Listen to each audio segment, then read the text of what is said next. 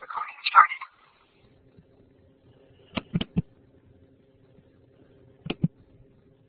Hi guys, we're going to start back up again with Chapter 2.2, and now we're going to look at quantitative data. I want you to remember that quantitative is counts and measures. So there's a bunch of different graphs we can make with these. Now I'm going to go through each one individually, and this might help when you do hawks so you won't be so confused at what you're looking at when you look at the graphs. Okay, so we're going to construct a histogram, and this should look very familiar from Chapter 2.1 when you made a frequency distribution. So here we have a frequency distribution. We have our classes, our frequencies, our midpoints, and our class boundaries. The first type of histogram we can make is with the midpoint. So, if you look at this, we're showing that the midpoints are in the middle. So the first one had 2 TVs, and the midpoint was 1,549.50 cents. If I go back and look at the graph here, the midpoint, I had 2 within that. So what we're doing, instead of putting the classes on each side, we're putting the midpoint in the middle. And this is what we do with histograms. We really don't use our classes. We use midpoints and upper class boundaries. So if you go back and look at your upper class boundaries for these, we can see for the first one, it was 1,499.5 to 1,599.5. And if we flip back over here, you see here is the first class that goes from 1,499.5 to 1,599.5. Why don't we use the classes? If you go look at the classes, what goes on for 1,599.25? You really wouldn't have anywhere to put that because the next class doesn't even start till 1,600. This is why midpoints and class boundaries are good, is because it doesn't leave the gap. Notice in these histograms, along the x-axis, we have either the class boundaries or the midpoints. And we put what it was because this was priced in dollars. We gave it some kind of, we wanted to show what kind of currency it was in. Along the y-axis is our frequencies. So for this class, class 1, there were 2. For class 2, there were 5 TVs in that price. For class 3, 4, and so on. And then, of course, we have a title. So we can also construct a relative frequency histogram. All right, so let's go ahead and remember what a relative frequency histogram is. So for this, we had 20 different TVs we were looking at. For the first class, we had 2 that fell within that class price range. So for the relative frequency, it was 2 over 20. So that was 10%. For the next one, it was 5 over 20, which was 25%. So basically, we're showing for this data, this was the percentage of TVs that fell within those classes. So look here. So at the bottom, we still have the upper class boundaries. And along the side, we have the relative frequencies as opposed to the regular frequencies. So we're not seeing 2, 3, 4, 5. We're actually seeing it as a percentage. Because we're saying for that first class, the percentage was 10%. So it looks very similar to this one, almost exact. The only thing that changed is along that y-axis. Okay, to construct a frequency polygon, this is a different kind of graph for quantitative data. So what we're going to do is we're going to mark our class boundaries on the x-axis and the frequencies along the y-axis. You're going to notice here we put an extra lower class boundary and an extra upper class boundary. These are going to have a frequency of 0. So in our 3D TV prices, the classes would be $1,400 to $1,499 at the lower end and $2,000 and $2,099 at the upper end. So then what we do is we add the midpoint to the x-axis and plot a point at each frequency for the class directly above the midpoint. So you plotted the class boundaries on the bottom, but you're putting the dots over the midpoints, kind of like a midpoint histogram. So what they did is they lightened the class boundaries, and this is due to the fact frequency polygons represent the midpoints. You can also write this as just doing the midpoints, but adding a lower midpoint below the smallest midpoint we have and adding another midpoint above the upper midpoint we have.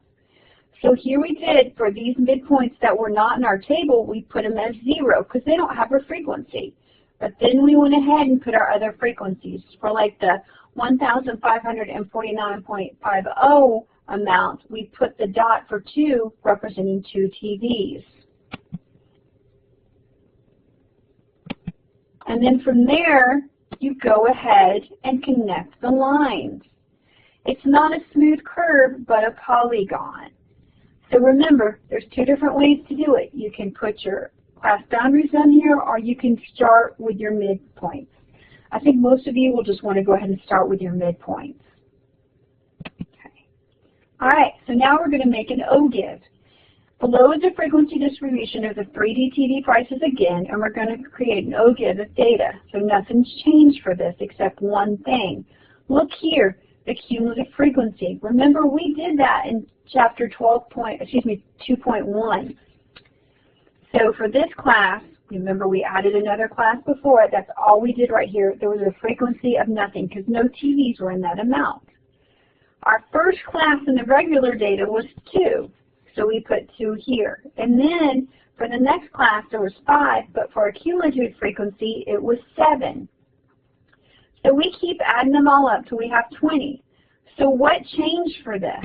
Remember, this changed right here. We added another class here. That's all we did. And here we just added them up. So when we plot it, again, what are we going to plot this as? Look back. We're going to plot this with our upper class boundaries. So this has using upper class boundaries along here, okay, because along the bottom is the upper class boundaries. So the first cumulative TV number was 0 because we had no TVs in that amount. Then we had 2, then we went up to 7 because what are we doing? These are corresponding to, oops, sorry about that. These are corresponding to this right here, the cumulative frequency. This is where it's kind of important because this is what it's doing. So I'm going to put it in red. It's using these numbers here, and they correspond to these numbers along the graph. Okay, Ogives. Remember, you're going to add another class before it. The frequency is going to be 0, and then you're going to add up the frequencies as you go up, and then you're going to connect them. Because what do we see? It starts at 0, and then it goes to the highest amount of 20. This shows us the slopes of how our data increases. Okay. The next one is stem and leaf plots. So you're going to create 2 columns, one on the left for the stems and one on the right for the leaves. List each stem that occurs in the data set in numerical order. Each stem is normally listed only once. However, the stems are sometimes listed 2 or more if splitting the leaves would make the data easier to see. I know you're like, what are you talking about? But I'll show you in a minute. The next, you list each leaf next to the stem. If you've got more than one leaf, you keep listing how many you have. And then you're going to create a key, and then if you want to, you can make an order stem and leaf. So let me show you something. Okay, here we have ACT scores for a group of college freshmen. Okay, we have 18, 23, 24, 31, 19, and we'll keep looking at it. And look, here's 18 again, and there's even 18 again, and there's 17. So the first thing we want to do is, what is our lowest number? Our lowest number is 17. What is our highest number? Our highest number is 35. So what we're going to do is I'm going to start with the teens as my first ones, then I'm going to do 20s, and then I'm going to do 30s. So look here. My lowest number was 18, so I have 1 and then the 8. And remember, I had 3 18s, and here's the 1 and the 8 again, and then the 1 and the 8 over here. And if I keep looking, I have all my 20s, and then here's my 30s. Remember, my highest number was 35, and there was the 3 and then the 5. Down here I have my key. Well, this is kind of hard to look at, so sometimes what we do, oops, sorry, they didn't do it here, is they put them in order. So what I could do then is I could do 7, 8, 8, 8, 9. And it puts it in order, and it makes it easier for my reader to look at. And I could do it for the 20s. And that's called an ordered stem and leaf. Okay? So here's an example of using stem and leaves with large numbers. Look at these numbers. These numbers are huge. So a good way to do that is you want to take them and find your lowest number. What is our lowest number? So I'm looking here, and it looks like my lowest number is, I think it's 40,700. My highest number, let's keep looking. I'm looking at the 50s. Is right here, the 51,500. So if I go over here, I'm going to answer questions based on this. But the first thing I'm going to do is I'm going to use my first 2 digits. So remember, I said my lowest was 40,700. Well, here it is right here. It's the 40, and then we have the 7.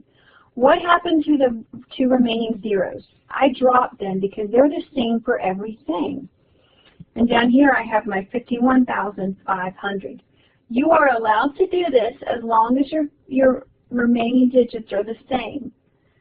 In Hawks, you won't have an issue where it's going to be really, really hard to do that. So don't worry about it. Just work with this. We don't use this a lot in statistics. I'll be very honest with you. We usually use graphs. These are kind of old school and before they had computer programs. But there's questions we can answer from it, right? Because we wanted to know which was the largest and the smallest salaries. We already looked at that. The next one it wants to know is which salary appeared more than once, or the most. Well, looking at this, I can see 40,700, 40,900. That didn't. So what I'm looking for is numbers that occurred more than once. Well, look here. I have 46,300, 46,300 twice. So that is the one that occurred the most. So here, excuse me, we'll go back to here. We could say what occurred the most, 46,300. And then it wants to know how many salaries were in the range of 41,000, 41,900. So looking at that, there was nothing because there's no thing there. If it was 0, that would have meant $41,000. Because there's nothing, you leave it blank. Let's go to that last question. Oops. Okay. In what salary range did the most salaries lie? 40,000, 45,000, or 50,000 and above? So let's go look at it. So 40,000, you're going to have to count all those up. 45,000, you're going to have to count all those up. And 50,000 or above, you're going to have to count all those up. I am thinking that the most salaries lie between 45,000 to 50 because 1, 2, 3, 4, 5, 6, 7, 8, 9, 10, 11, 12, 13, 14, 15, 16, 17, 18, 19, 20. And I know my data is not that large, so I know that would be my answer would be that. Would be the 45,000 to 49,900 set range. Okay? That is a stem and leaf plot and how to interpret it. Okay. And here's another one, another type of graph. It's called a line graph. And this is not regression. So I know a lot of people think when they see a line like this it means regression. It is not. So what we're going to do is we're looking at the Consumer Price Index as a measure of the average change in value over time for a basket of goods and services. It's an index calculated by the U.S. Bureau of Labor and Statistics. The table below shows the values of the CPI for several years. Construct a line graph of the data.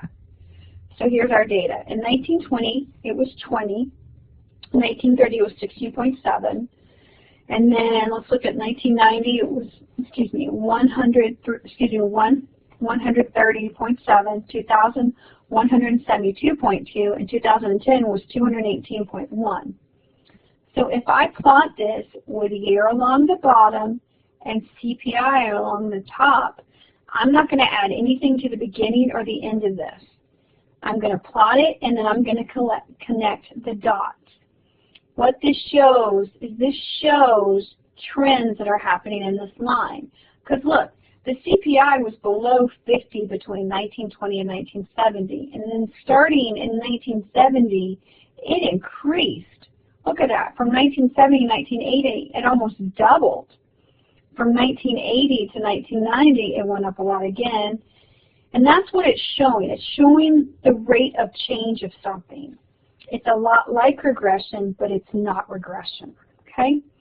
So these were the different types of graphs that you could use in Chapter 2.2 for quantitative data. Let me know if you have any questions. Thanks.